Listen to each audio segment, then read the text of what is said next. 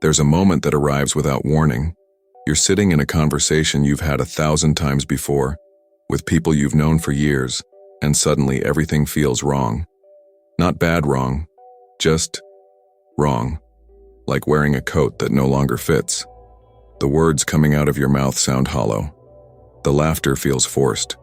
The entire interaction feels like a performance you can no longer sustain.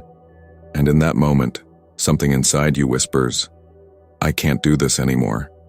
You're not having a breakdown. You're having a breakthrough. Carl Jung spent decades studying this exact phenomenon, watching thousands of people undergo what he called the Great Release. He discovered that spiritual awakening isn't about gaining new abilities or reaching higher states. It's about letting go. Slowly, involuntarily, sometimes painfully. Letting go of everything that was never truly you. The masks, the performances, the beliefs you inherited, the identities you constructed to survive a world that demanded you be anything but yourself. Jung observed something profound in his patients who were spiritually awakening. They didn't make dramatic declarations about changing their lives. They didn't announce their transformations on social media or join spiritual communities to prove their evolution. Instead, they went through a slow, almost invisible shedding. Like a snake releasing old skin, they began releasing old ways of being. And the fascinating part? They often didn't realize they were doing it until it was already done. One day they simply noticed they couldn't engage with certain people the same way, couldn't tolerate certain environments, couldn't pretend anymore. The ability to participate in inauthenticity had disappeared like a language they'd somehow forgotten how to speak. What Jung discovered was revolutionary. This letting go wasn't weakness. It wasn't people becoming difficult or antisocial or too spiritual for normal life. It was the psyche's immune system activating. Just like your body develops allergies to substances that harm it, your soul develops allergies to everything that diminishes it. The small talk that once felt normal now feels suffocating. The relationships built on performance now feel impossible to maintain. The career that once defined you now feels like a costume you're desperate to take off. Your spirit isn't rejecting these things to be difficult. It's rejecting them to survive. Today we're exploring the 9 things Jung observed that spiritually awakened people slowly, almost involuntarily, let go of as they evolve. These aren't conscious choices you make one morning after reading a self-help book. These are organic releases that happen as your consciousness expands. You don't decide to let these things go. You wake up one day and realize your soul already has. And if you've been feeling like you're becoming incompatible with your own life, like you're shedding a version of yourself you can barely recognize anymore, this is why. Your spirit is clearing space for something more true. And according to Jung, this clearing isn't just natural. It's necessary. If you're going through this strange metamorphosis right now, if you're watching pieces of your old life fall away and wondering whether you're losing yourself or finding yourself, drop a comment with just one word: shedding. Because Jung believed that naming this process is the first step in understanding that you're not falling apart. You're coming together in a way you never have before. The first thing spiritually awakened people slowly let go of is something most of us don't even realize we're carrying: the exhausting need to explain themselves, not just to others, but to themselves. Jung called this the tyranny of justification, and he watched it dissolve in every person who reached a certain depth of spiritual maturity. Think about how much energy you've spent throughout your life explaining your choices, defending your feelings, justifying your existence. Why you feel the way you feel, why you need what you need, why you said no to that invitation, why you can't attend that event, why you're different from who you used to be. Before awakening, you carry this invisible burden of constantly translating yourself into language other people can accept. Someone asks why you're quiet at the party, and you scramble to give them a reason they'll understand. Someone questions your career change, and you prepare an entire presentation of logic to justify your intuition. Someone criticizes your boundary, and you find yourself writing paragraphs explaining why you had to set it. You live in a perpetual state of defense, as if your inner experience needs a lawyer to argue its legitimacy in the court of other people's opinions. Jung noticed something remarkable in patients who were spiritually maturing. This compulsion to explain slowly evaporated. Not because they became rude or dismissive, but because something shifted in their psychological foundation. They stopped experiencing their inner truth as something requiring external validation. A woman came to Jung after years of exhausting herself trying to make her family understand why she left her successful law career to become a painter. She'd written letters, had tearful conversations, created elaborate justifications about fulfillment and purpose and following her soul. Nothing satisfied them. They still saw it as a mistake, a rebellion, a waste of her potential. Then one day, mid-explanation during a family dinner, she simply stopped talking. Not from anger or defeat, from clarity. She later told Jung it was like suddenly seeing the futility of trying to translate water into fire. They were speaking different languages of reality, and no amount of explanation would bridge that gap. More importantly, she realized her painting didn't need their understanding to be valid. Her choice didn't require their approval to be right. Her life didn't need their blessing to be hers. The compulsion to explain just left, like a fever breaking. She described it as the most liberating and lonely feeling simultaneously. This is what Jung observed in all spiritually awakening people. They reach a point where the gap between their inner experience and others' capacity to understand it becomes so vast that explanation feels pointless. Not from superiority or giving up on connection, from recognition that some truths can only be lived, not explained. You can't explain to someone why you need solitude if they've never touched the depths where solitude becomes sacred. You can't explain why you left that relationship if they've never felt their soul slowly dying inside something that looked perfect from outside. You can't explain why you quit that job if they measure life exclusively in security and status. The letting go happens slowly. First you stop explaining to strangers, then to acquaintances, then to friends who you realize never really knew you. Finally, and this is the hardest part, you stop explaining to family. You stop trying to make your parents understand your spiritual journey. Stop trying to make your siblings see why you've changed. Stop trying to make your old friends comprehend why you can't be who you were. And in that release, something unexpected happens. You stop explaining yourself to yourself. You stop needing to justify your feelings with logic. Stop requiring your intuition to make rational sense. Stop demanding that your inner knowing prove itself before you trust it. A man described this shift to Jung perfectly. He said, "I used to keep a running internal courtroom where every feeling had to present evidence, every choice had to be defended, every intuition had to be cross-examined. Now that courtroom is empty. I feel what I feel. I know what I know. I choose what I choose. The trial is over." This doesn't mean awakened people become inarticulate or unwilling to communicate. It means they communicate from a different place. Not from defense, from presence. Not to convince, to share. Not to justify their existence, but to express it. And the people who are meant to understand will understand without elaborate explanation.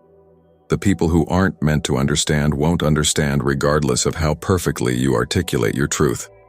Jung found that people who successfully let go of the need to explain often describe feeling like they're speaking a new language that only certain others can hear. They're not trying to be mysterious or superior. They've simply stopped translating their soul into the limited vocabulary of ego-based consciousness. They've given up on making the extraordinary sound ordinary enough to be acceptable.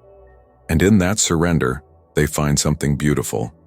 The right people understand them immediately, sometimes without words. And the wrong people never understood them anyway, despite all the explanations in the world. The second thing spiritually awakened people slowly let go of cuts even deeper than the need to explain. It's the addiction to being understood.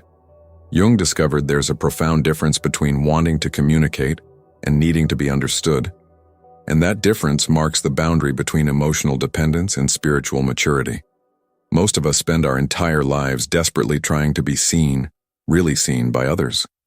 We collect people hoping one of them will finally understand us completely. We share our deepest thoughts waiting for that moment of recognition where someone says, "Yes, I get you. I see you. I understand exactly what you mean." This hunger for understanding runs so deep that we often don't recognize it as addiction. We think it's natural, healthy even, to want others to understand us. And on one level, it is. We're social creatures. Connection matters, But Jung observed something subtle in spiritually maturing people. They begin to recognize the difference between genuine connection and the desperate need for someone else to validate their inner experience by understanding it. Before awakening, being misunderstood feels like a small death. Someone misinterprets your intentions, and you feel almost desperate to correct them.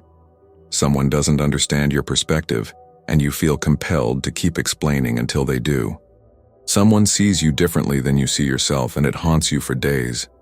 Jung worked with a brilliant artist who lived in constant anguish because the world didn't understand his work. Critics misinterpreted his paintings. Audiences missed his symbolism.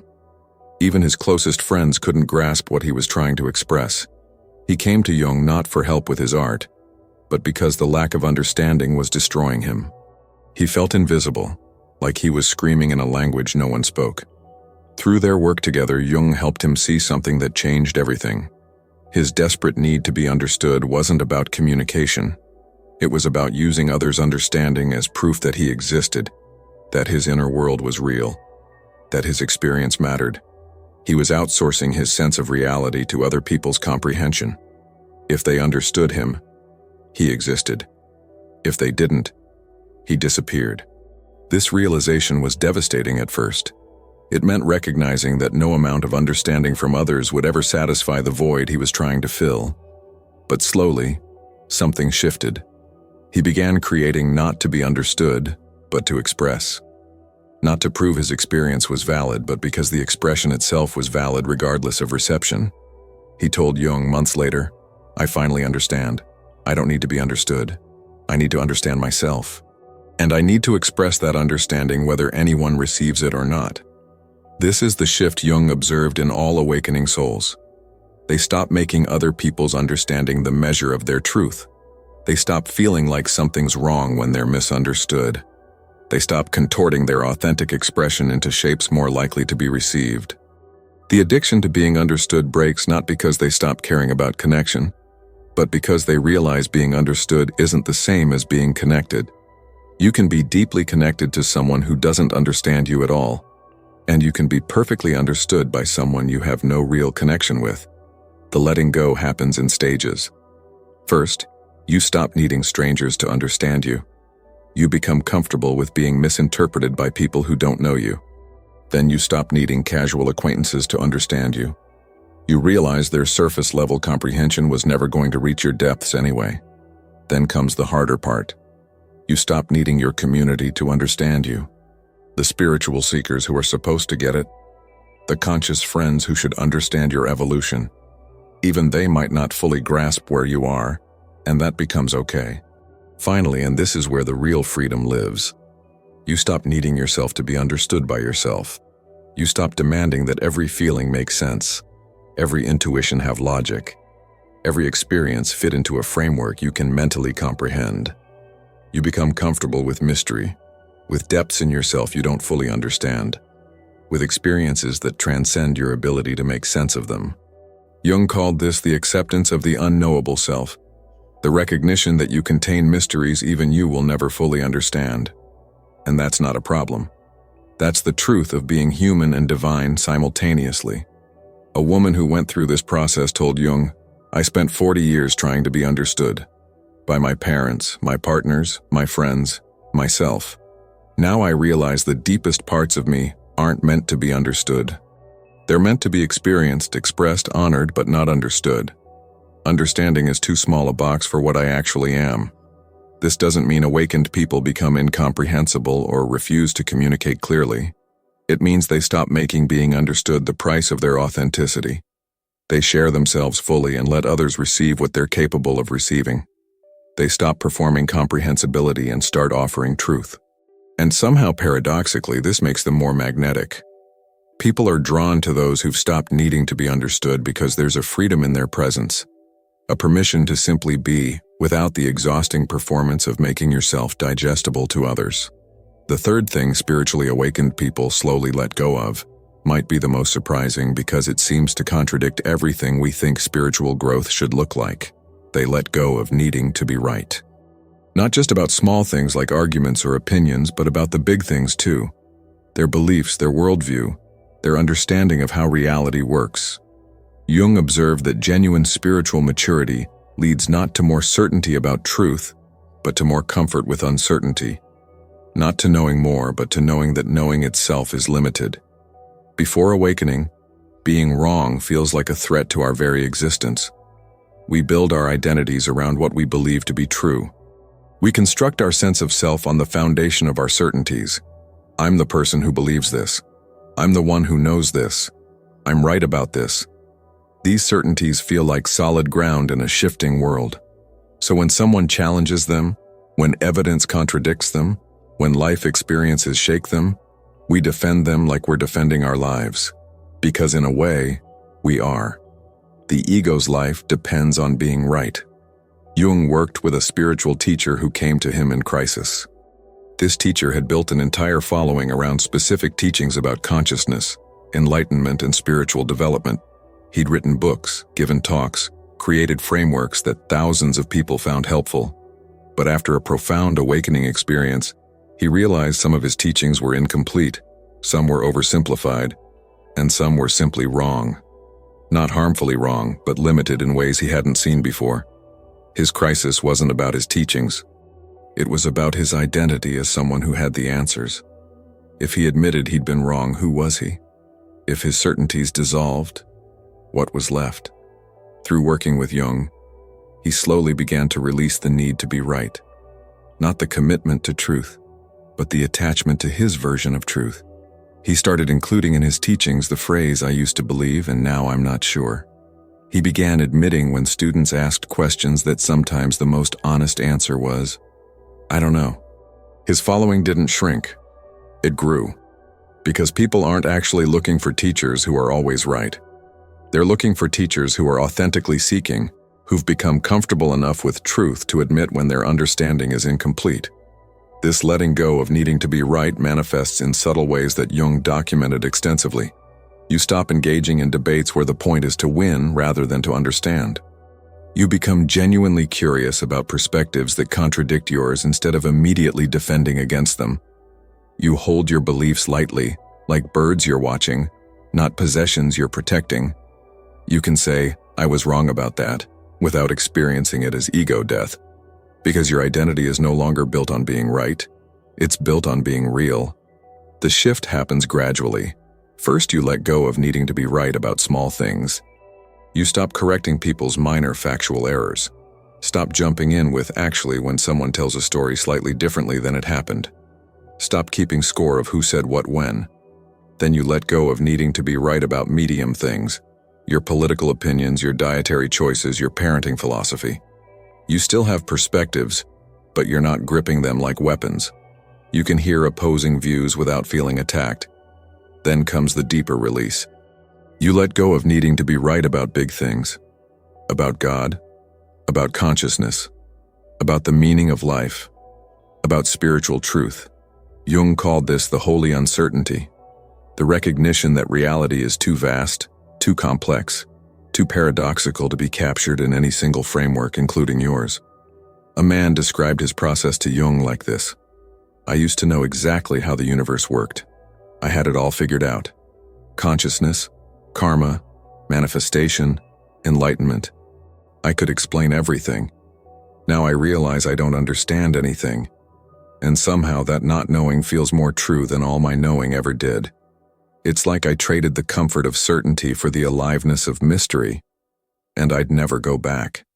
If you're reading this and recognizing that you're slowly releasing your grip on needing to be right, if you're finding yourself more comfortable saying "I don't know" than you used to be, if you're discovering a strange freedom in admitting you might be wrong about almost everything, share in the comments what belief you've recently released or questioned. Not to convince anyone of anything, just to acknowledge this process of letting go of certainty. Because Jung believed that communities of people who can admit uncertainty together create the safest spaces for truth to actually emerge. This doesn't mean awakened people become wishy-washy or don't stand for anything.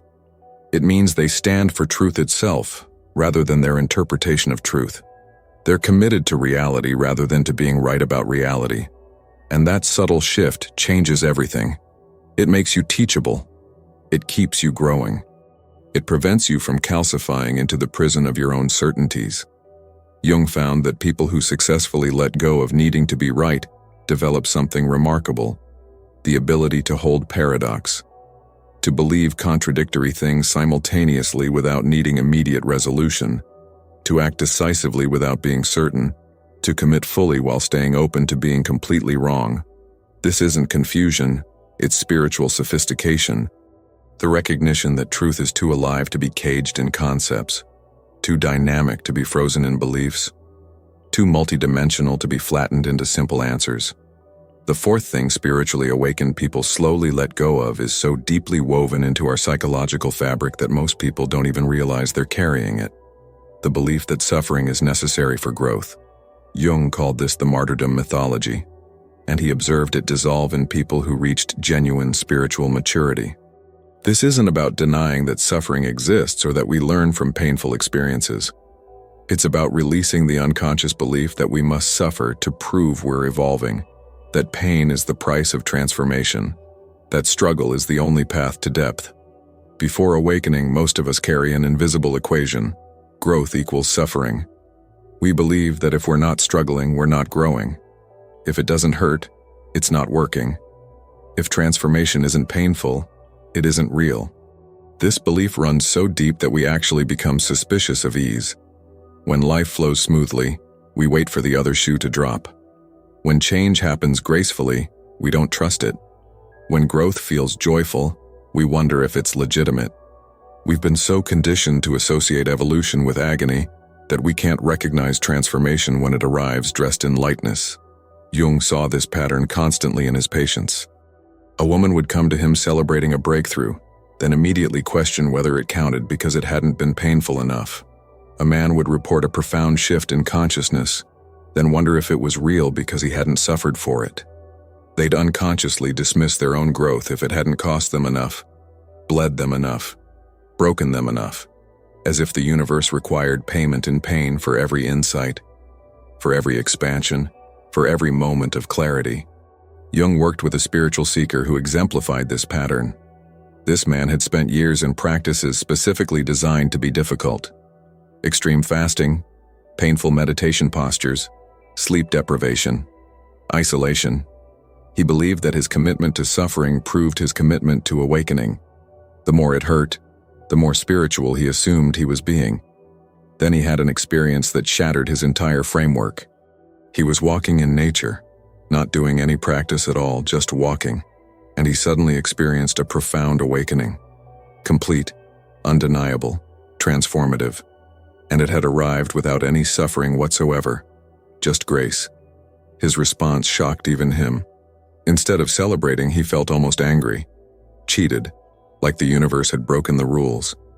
He came to Jung confused by his own reaction. Why couldn't he accept this gift? Why did part of him want to reject this awakening because it hadn't cost him enough? Through their work together, Jung helped him see what was actually happening. He'd built his entire identity around being someone who was willing to suffer for truth. If truth could arrive without suffering, then who was he? His spiritual martyrdom had become his ego. Letting go of the belief that suffering was necessary meant letting go of the identity he'd constructed around it. This is what Jung observed happening in all awakening people.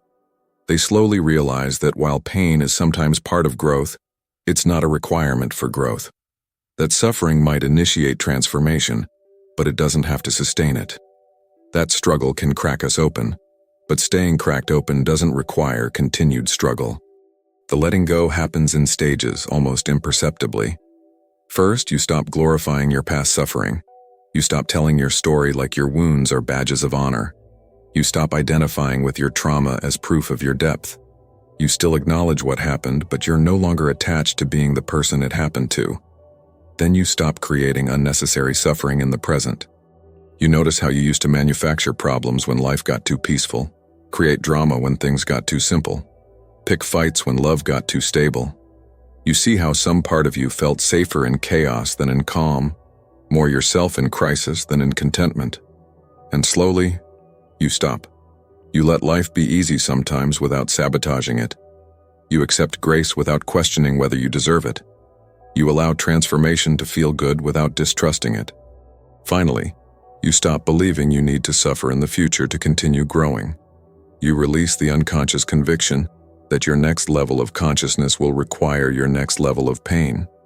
You open to the possibility that expansion might feel like relief, that awakening might arrive as lightness, that your evolution might be accompanied by increasing joy rather than increasing struggle. Jung called this the shift from the cross to the crown, from the spirituality of suffering to the spirituality of flourishing. Not because suffering disappears from life, but because you stop making it the measuring stick of your spiritual worth. A woman described her transition like this: I used to think my scars were my credentials, that my pain gave me depth, that my suffering made me special. Now I realize my scars are just scars. They're part of my story, but they're not my identity. And I'm discovering I can grow through joy just as much as through pain, maybe more. Because joy doesn't make me defensive, it opens me. She told Jung this was the most disorienting shift of her entire awakening. Learning to trust ease, learning to accept grace, learning to let growth feel good. Her whole nervous system had been wired for struggle. Peace felt dangerous. Contentment felt like complacency. Happiness felt like she was doing something wrong. But Jung helped her see that this discomfort with ease was just another form of suffering she was creating. The real spiritual maturity wasn't in learning to suffer better. It was in learning to receive better. To let life be generous without punishing herself for not earning it through pain. To allow transformation to unfold with gentleness, instead of forcing it through force. If you're recognizing this pattern in yourself, if you're noticing how you've made suffering into a spiritual practice, if you're discovering that you've been unconsciously creating struggle because ease feels too suspicious, you're not alone. This is one of the deepest patterns awakening people release. And the beautiful truth Jung discovered is that on the other side of letting go of the martyrdom mythology, you don't become soft or shallow. You become more alive. Because you're finally available to receive all of life, not just the painful parts. You're finally open to the full spectrum of human experience, including the radical possibility that transformation might sometimes feel like coming home, rather than being exiled. The fifth thing spiritually awakened people slowly let go of might be the most politically incorrect truth in spiritual circles. They let go of the need to save others. Not the genuine desire to help, not compassion, not service, but the compulsive need to fix, rescue, enlighten, or awaken other people. Jung called this the savior complex, and he observed it as one of the most stubborn patterns in spiritually developing people. It's stubborn because it masquerades as virtue. How could wanting to help others be something we need to release? But Jung discovered something crucial. The need to save others is often about saving ourselves. We try to fix in others what we can't face in ourselves. We try to enlighten others to prove our own enlightenment. We try to rescue others to avoid the terrifying reality that we can't even rescue ourselves. The savior complex is actually a sophisticated defense mechanism that lets us focus on others' problems instead of our own depths. It gives us a role, an identity, a way to feel valuable without doing the harder work of simply being valuable to ourselves. Before awakening, many spiritually oriented people become addicted to being the helper, the healer, the wise one, the teacher. They're the friend everyone calls in crisis, the family member who fixes everyone's problems, the spiritual seeker who's always trying to wake up their friends and family. They identify so strongly with being the one who saves that they need others to stay broken to maintain their sense of purpose. This creates a terrible dynamic. Unconsciously, they're invested in others not healing because if everyone healed, who would they be? Jung worked with a therapist who embodied this pattern intensely. She was brilliant, compassionate, genuinely gifted at helping others. But she came to Jung because she was exhausted, burnt out, depleted. She'd given everything to her clients, her friends, her family. She had nothing left. In their work together, Jung asked her a question that cracked everything open. Who would you be if you weren't needed? She couldn't answer. Her entire identity was built on being the rescuer. She'd never developed a self that existed outside of being needed by others. She'd spent so much energy saving everyone else that she'd never learned to be with herself. Through their work, Jung helped her see something devastating and liberating. Her compulsive need to save others was actually preventing her from truly helping anyone. Because real help comes from presence, not from need. When you need to save someone, you're not really seeing them. You're seeing the role they play in your identity as savior. You're not responding to their actual situation, you're responding to your need to be the one who fixes it. This realization forced her to confront the terrifying question: could she still be a therapist if she didn't need to save people? Could she still help others if she released her attachment to being the helper? The answer was yes, but it required a complete transformation. She had to let go of being the savior and learn to be a witness. Let go of fixing and learn to hold space. Let go of having answers and learn to sit with questions. Let go of rescuing and learn to trust people's own process. This didn't make her less effective. It made her more effective, because she was finally meeting people where they actually were instead of where her savior complex needed them to be. Jung observed this pattern in everyone undergoing genuine spiritual awakening. They reach a point where they can no longer sustain the savior role, not because they stop caring, but because they finally see the arrogance hidden inside it. The arrogance of assuming you know what others need better than they do.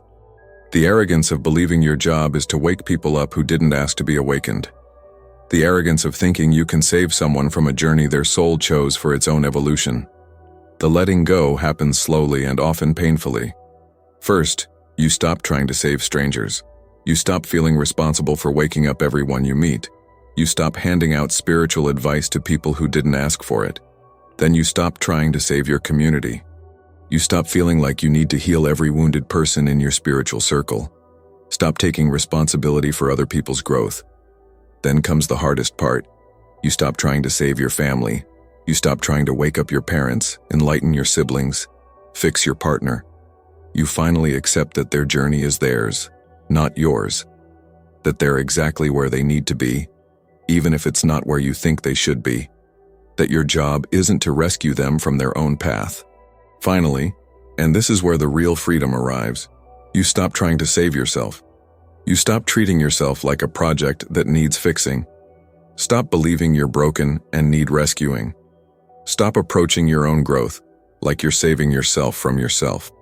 You simply allow yourself to be human, to grow at your own pace, to need what you need, without judgment. A man who went through this process told Jung, "I spent 20 years trying to save the world from its unconsciousness. Then I realized I was just trying to save myself from my own fear of meaninglessness. If I could wake everyone up, maybe I'd finally feel awake. If I could fix everyone, maybe I'd finally feel whole. But I can't. And that's not my job. My job is to be conscious myself, to be whole myself, and to trust that my being is enough." Jung found that people who successfully release the savior complex don't become indifferent or cold. They become more genuinely helpful. Because they're helping from wholeness instead of from need. They offer what they have without needing others to receive it in specific ways. They hold space without controlling outcomes. They trust people's own paths without needing to redirect them. And paradoxically, this makes them more magnetic. People are drawn to those who've stopped trying to save them. Because there's freedom in being with someone who sees you clearly without needing to fix you, who believes in your capacity without needing to rescue you, who loves you enough to let you walk your own path even when it's painful to watch. If you're recognizing yourself in this pattern, if you're noticing how much energy you've spent trying to save, fix, rescue, or enlighten others while maybe neglecting your own depths, take a breath. This recognition is the beginning of release. You don't need to save anyone. You never did. Your evolution is your service. Your wholeness is your gift. Your presence is enough. The sixth thing spiritually awakened people slowly let go of is something our entire culture is built around: the belief that they're separate. Not intellectually, most spiritual people already understand the concept of oneness. But viscerally, in the cellular, lived experience of daily existence. Jung observed that genuine awakening isn't about learning that we're all one. It's about the slow dissolution of the feeling of separateness that we've carried since birth. This is different from understanding unity. This is experiencing it so completely that the boundaries between self and other start to feel like optical illusions. Before this shift, even spiritually aware people live with an invisible membrane around their consciousness. I'm in here.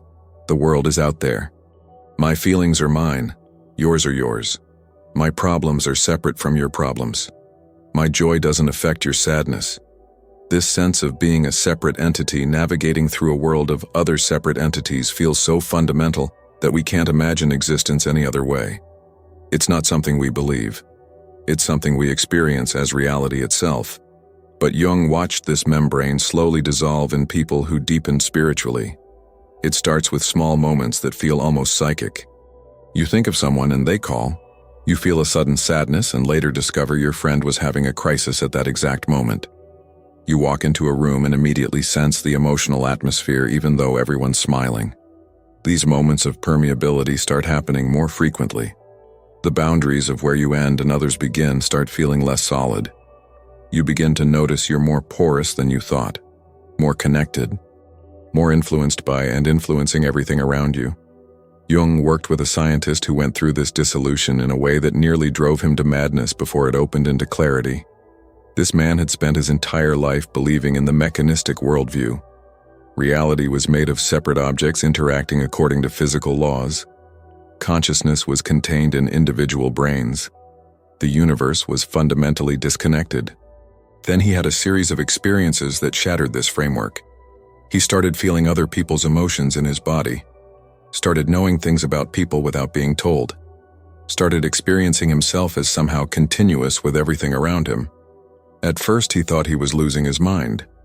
He came to Jung terrified that he was having a psychotic break, but Jung recognized what was actually happening. The man's consciousness was expanding beyond the illusion of separation. His rational mind was interpreting this as madness because it contradicted everything he'd been taught about how reality works. But it wasn't madness. It was awakening to what had always been true. Through their work together, Jung helped him integrate these experiences, helped him understand that he wasn't becoming crazy. He was becoming sane in a way that our culture doesn't recognize as sanity. He was experiencing what mystics throughout history have described, the fundamental interconnectedness of all existence. The recognition that separation is a useful fiction our minds create to navigate the world, but it's not the deepest truth. The deepest truth is that we're waves in the same ocean, appearing separate but made of the same substance, moving in the same vastness. The letting go of separateness happens in layers. First, you let go of feeling separate from nature. You stop experiencing trees, animals, landscapes as other. You start feeling yourself as part of the natural world rather than an observer of it. You're not looking at the sunset. You're part of the sunset looking at itself. Then you let go of feeling separate from other humans. Not just intellectually knowing you're connected, but actually feeling it. Someone else's pain starts registering in your body. Someone else's joy starts lifting your spirit. You can't hurt another person without feeling you're hurting yourself. You can't celebrate another person's success without feeling it as your own. The membrane between self and other becomes so thin it's almost transparent. Then comes an even deeper release. You let go of feeling separate from life itself. You stop experiencing yourself as a separate entity living life and start experiencing yourself as life living itself through your particular form. You're not doing life. Life is doing you. You're not choosing your experiences. Experiences are choosing you. You're not the author of your story. You're the story unfolding itself into awareness. This can be terrifying for the ego. If I'm not separate, the ego asks, then who am I? If I'm not an individual, what happens to my identity? If I'm not the author of my life, then what control do I have? But Jung observed that on the other side of this terror is a profound peace. When you're no longer carrying the burden of being a separate self trying to survive in a hostile universe, you relax into being an expression of the universe itself. You're still you, but you're also everything. You're still individual, but you're also universal. You're still particular, but you're also infinite. A woman described her experience to Jung like this: I used to feel like a wave fighting the ocean, trying to maintain my separate shape, terrified of dissolving back into the sea. Now I realize I was never separate from the ocean. I'm the ocean experiencing itself as a wave. I'm still this particular wave with this particular shape and movement, but I'm also the entire ocean, and somehow both are true simultaneously. Jung called this the paradox of unity, the recognition that you're simultaneously completely unique and completely one with everything. Not either or, but both and. You're utterly yourself and utterly not separate. If you're going through this dissolution right now, if you're experiencing moments where the boundaries between you and everything else feel less solid, if you're sensing your interconnectedness in ways that your rational mind can't quite explain, share a comment with just this phrase: we are continuous. Because Jung believed that as more people wake up to our fundamental non-separation, the collective consciousness shifts. Your individual awakening to unity is actually humanity awakening to unity through you. You're not just discovering your interconnectedness, you're the interconnectedness discovering itself. And that changes everything about how you move through the world, how you relate to others, how you make choices, how you understand your purpose. Because once you truly feel that harming another is harming yourself, that healing another is healing yourself, that we're all expressions of the same consciousness experiencing itself through infinite forms, you can't go back to the old way of being. The illusion of separation becomes impossible to sustain. The seventh thing spiritually awakened people slowly let go of is something that feels almost sacrilegious to release because we've been taught it's the foundation of a good life. The need for permanence. Not just the desire for stability, but the deep psychological addiction to things staying the same. People remaining who they were, relationships lasting forever, identities being fixed, truth being unchanging. Jung observed that spiritual awakening inevitably leads to what he called the embrace of impermanence, and this embrace transforms everything about how you relate to existence itself. Before this shift, most of us live in constant resistance to change. We want our relationships to stay loving forever. We want our health to remain strong indefinitely. We want our beliefs to be permanently true. We want our identities to be stable and knowable. We want to figure out who we are, and then be that person consistently. This craving for permanence runs so deep that we experience change itself as a kind of betrayal. When someone we love changes, we feel betrayed. When our own feelings shift, we feel unstable. When our beliefs evolve, we feel like we've lost something essential. We're constantly trying to freeze reality into permanent forms, even though everything in existence is in perpetual flux. Jung worked with a woman whose entire crisis stemmed from her inability to accept impermanence. She'd built what she thought was a perfect life, perfect marriage, perfect career, perfect home, perfect friend group. Everything was exactly as she wanted it. Then her husband told her he was unhappy. Not with her, just unhappy. He wanted to change careers, move to a different city, explore a different way of living. She experienced this as catastrophic, not because the changes themselves were terrible, but because they violated her need for permanence. She'd invested everything in the belief that once life was arranged correctly, it would stay that way. Through their work together, Jung helped her see that her suffering wasn't actually caused by the changes happening. It was caused by her resistance to change itself. She was fighting the fundamental nature of reality, which is movement, flux, transformation. She was trying to make permanent what was inherently temporary, and this impossible effort was creating constant anxiety. Because on some level she always knew nothing lasts. Every moment of perfection contained the terror of its inevitable ending. Every achievement contained the fear of its eventual loss. She wasn't enjoying her life. She was white-knuckling her grip on it, terrified it would slip away, which of course it eventually did, because everything does.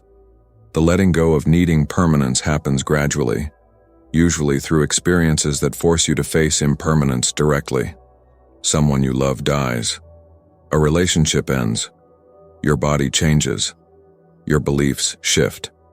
Your personality evolves. Your career transforms.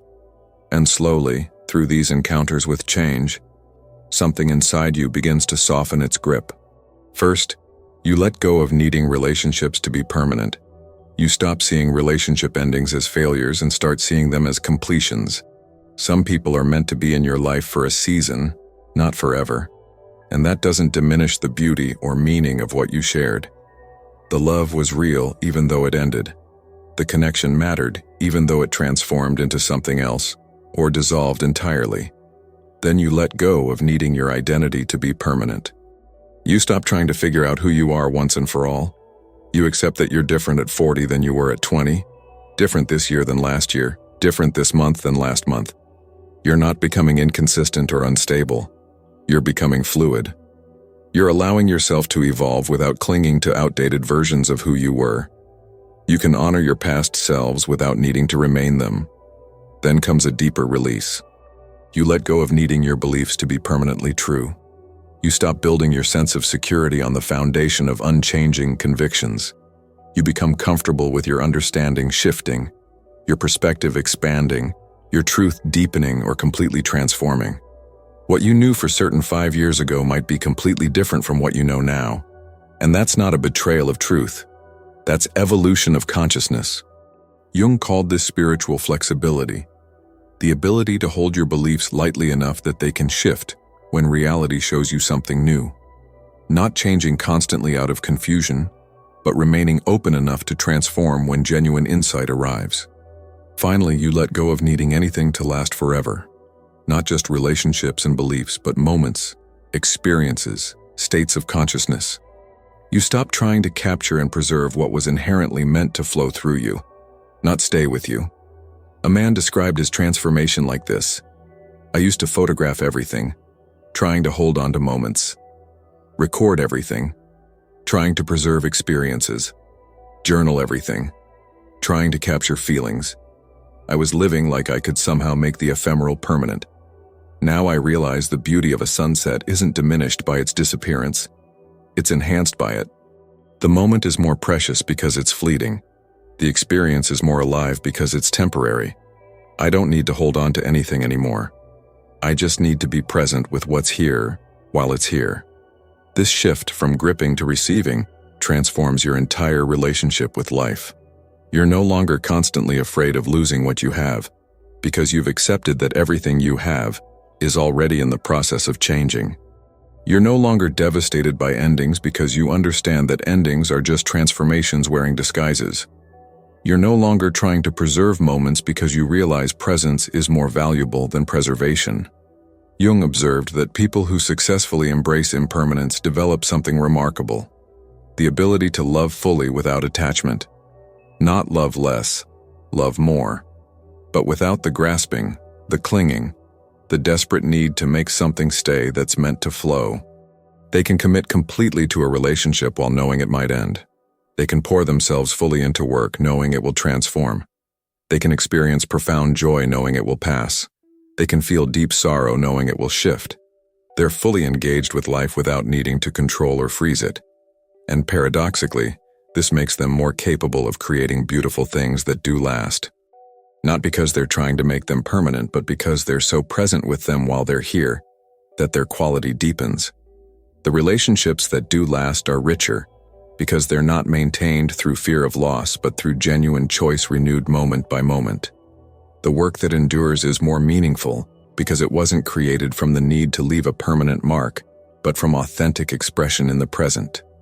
If you're going through this release right now, if you're learning to let life flow through you rather than trying to freeze it into permanent forms, if you're discovering that the impermanence you feared is actually what makes everything precious, you're touching something essential. Jung believed this acceptance of impermanence is one of the deepest markers of spiritual maturity, because once you stop fighting the fundamental nature of reality, you can finally dance with it. You're no longer standing on the shore trying to stop the waves, you're learning to surf. The eighth thing spiritually awakened people slowly let go of might be the most painful release of all, because it requires grieving something you never actually had: the fantasy of who you were supposed to become. Jung called this the death of the unlived life, and he observed it as perhaps the most necessary death for genuine awakening to occur. Every person carries inside them a ghost, an image of who they were supposed to be if everything had gone according to plan, if they'd made different choices, if circumstances had been kinder, if they'd been braver, luckier, smarter, stronger. This ghost haunts them, creating a constant background sense that they're living the wrong life, that somewhere there's a parallel version of themselves who made all the right choices and became who they were truly meant to be. Before awakening, this ghost is a relentless judge. It compares your actual life to the fantasy life and finds your reality lacking. You should have taken that opportunity. You should have stayed in that relationship. You should have pursued that dream. You should have been more successful, more creative, more disciplined, more courageous. The person you imagine you should have become looks down on the person you actually are with disappointment. This creates a terrible split. You're living your real life while mourning your unlived life. You're here while wishing you were there. You're this while believing you were meant to be that. Jung worked with a musician who embodied this split intensely. He'd been a promising pianist in his youth, accepted to a prestigious conservatory, on track to become a concert performer. Then life intervened. His father died. He had to support his family. He took a practical job, got married, had children. 20 years later, he was the accountant who played piano alone in his basement. He came to Jung because he couldn't escape the feeling that he was living the wrong life. The real him, the pianist him, was trapped inside the accountant shell. Every day felt like a betrayal of his true potential. Every moment at his accounting job felt like dying slowly. He was haunted by the ghost of the concert pianist he never became. Jung listened to him describe his unlived life with such detail, such clarity, such longing. Then Jung asked him a question that changed everything. What if the pianist life was never real? What if it was a fantasy, a possibility, but never your actual destiny? What if this life, the one you're actually living, is the only real life? What if who you are now is who you were always going to be? The man was stunned. Angry even. How could Jung suggest his dream wasn't real?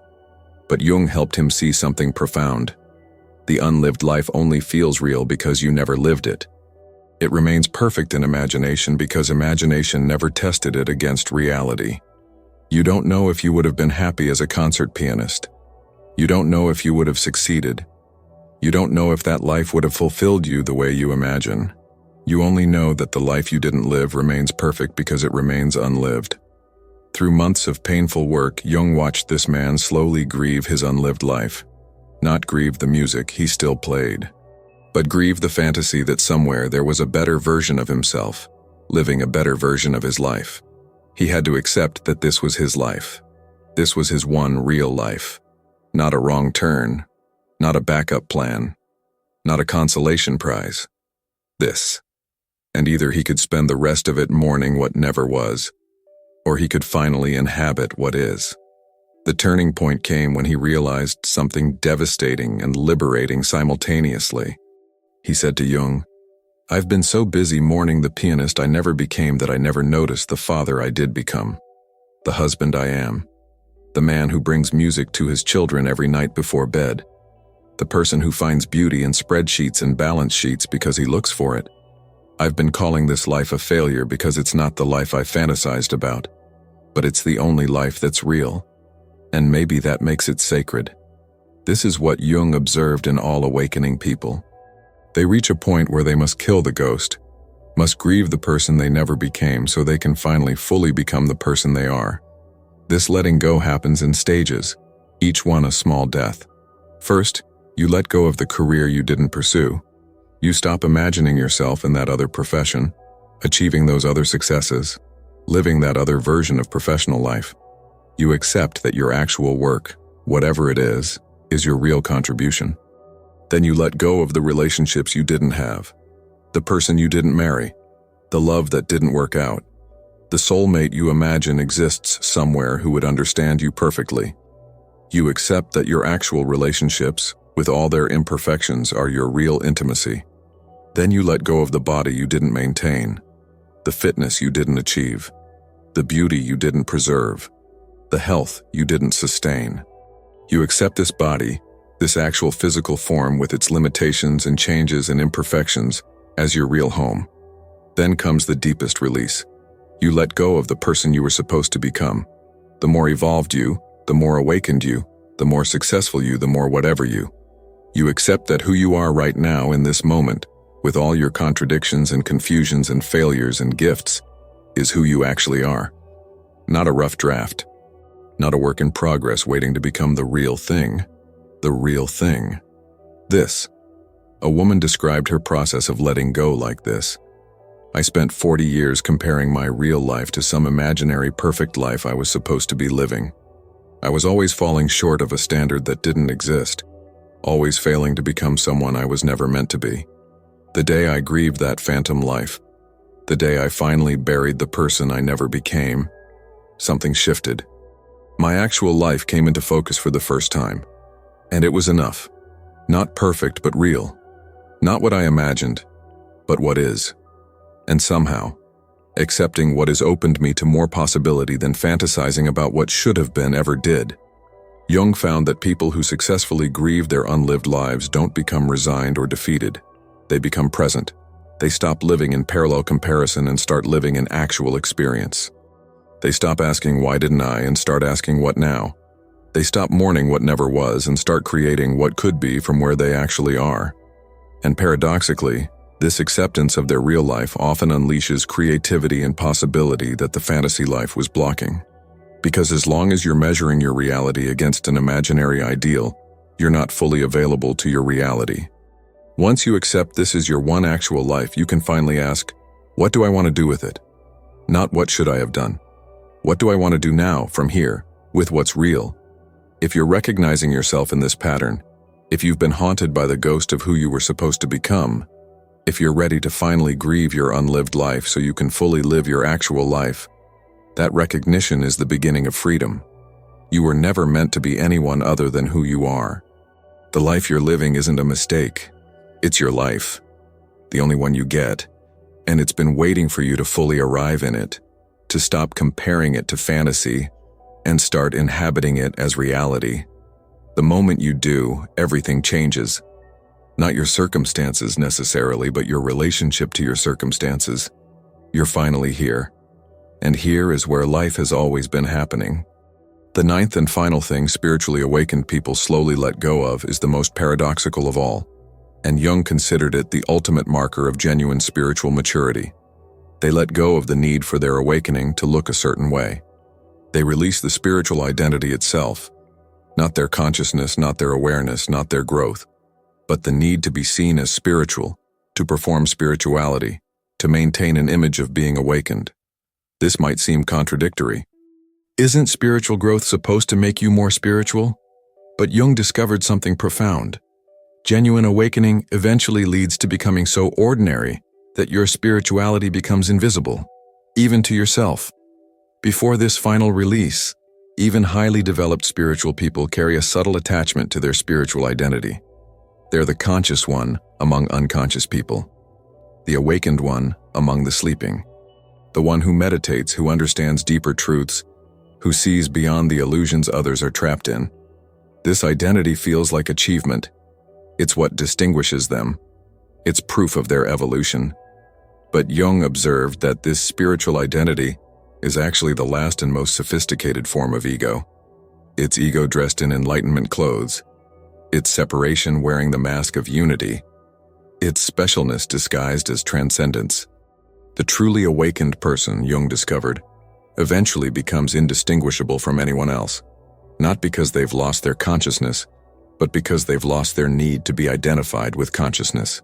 They're as comfortable talking about the weather as they are discussing philosophy, as present in mundane tasks as in meditation, as themselves in a grocery store as in a spiritual retreat.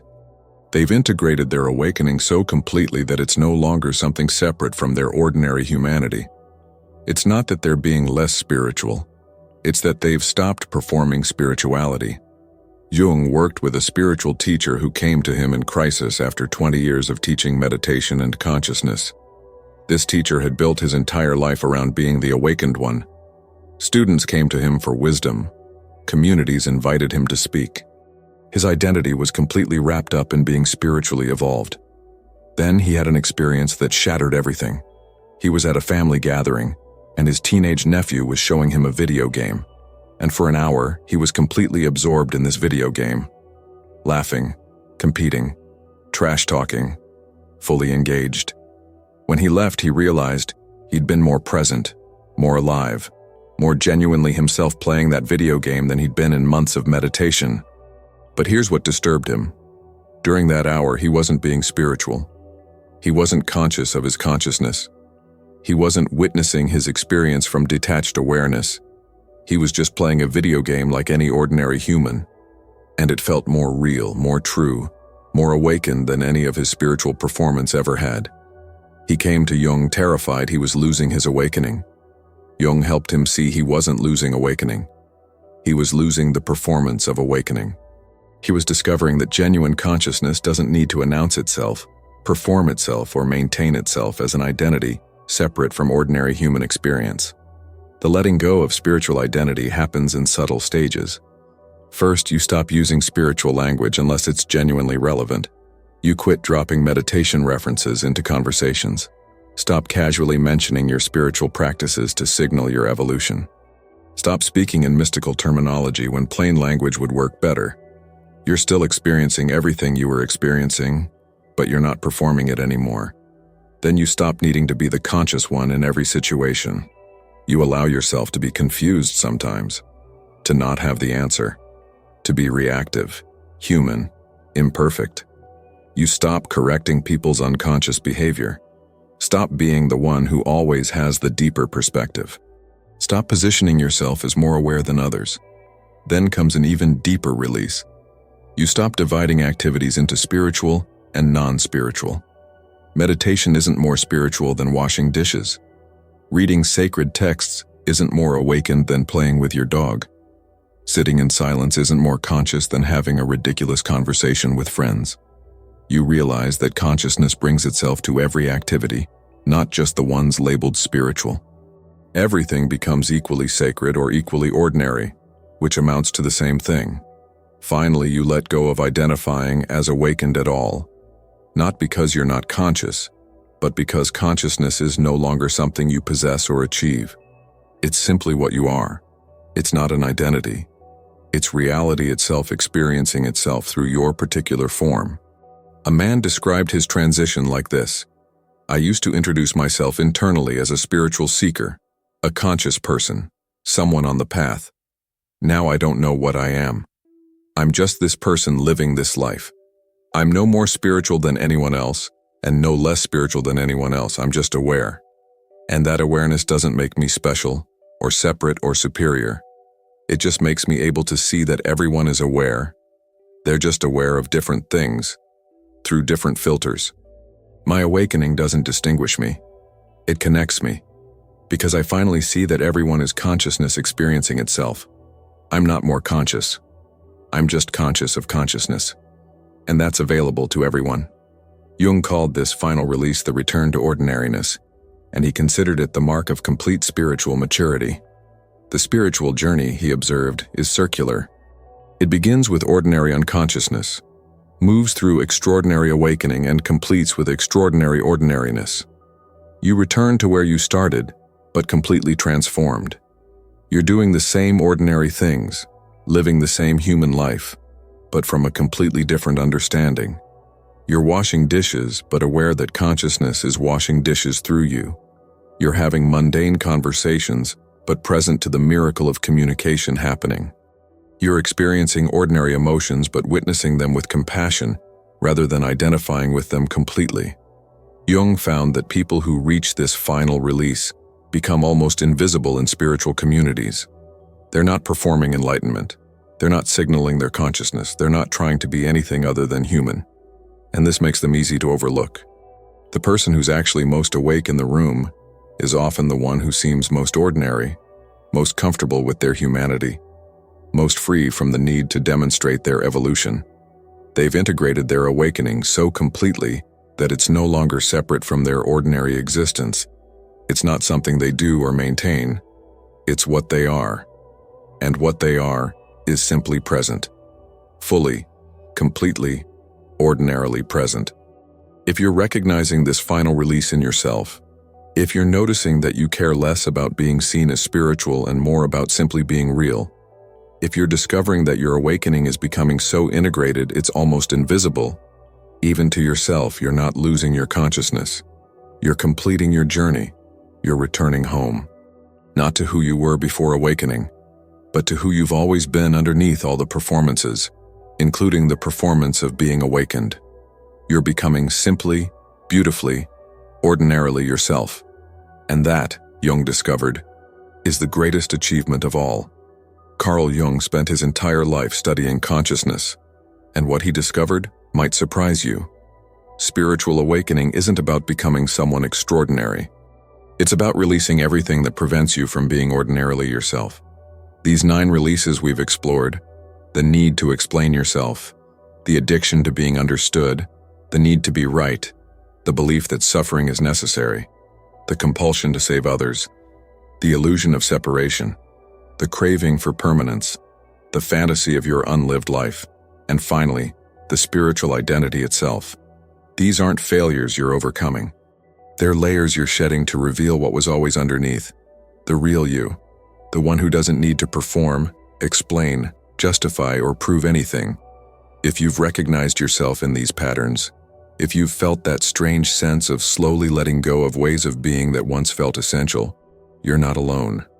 All over the world, consciousness is waking up to itself through individual humans like you who are brave enough to release what no longer serves. Every time you let go of the need to be understood, you're creating space for genuine connection. Every time you release the need to be right, you're opening to deeper truth. Every time you stop trying to save others, you're finally available to truly help. Every time you feel your interconnectedness, you're healing the illusion of separation. Every time you accept impermanence, you're touching eternity. Every time you grieve your unlived life, you're arriving fully in your real life. Every time you release your spiritual identity, you're embodying authentic consciousness. Jung believed that people who go through these releases are participating in something much larger than personal growth. They're part of humanity's collective evolution toward greater consciousness. Your individual awakening matters not just for you, but for the whole, because as more people release these patterns, the collective field shifts. The possibility of living from consciousness rather than ego becomes more available to everyone. You're not just waking up for yourself, you're waking up as humanity waking up through you. And that makes your journey sacred, even when it feels lonely, confusing, or impossibly difficult. The most important thing Jung wanted people to understand about this process of letting go is that it can't be forced. You can't decide to release these things and simply make it happen through willpower. The releases come in their own time, in their own way, as your consciousness naturally expands.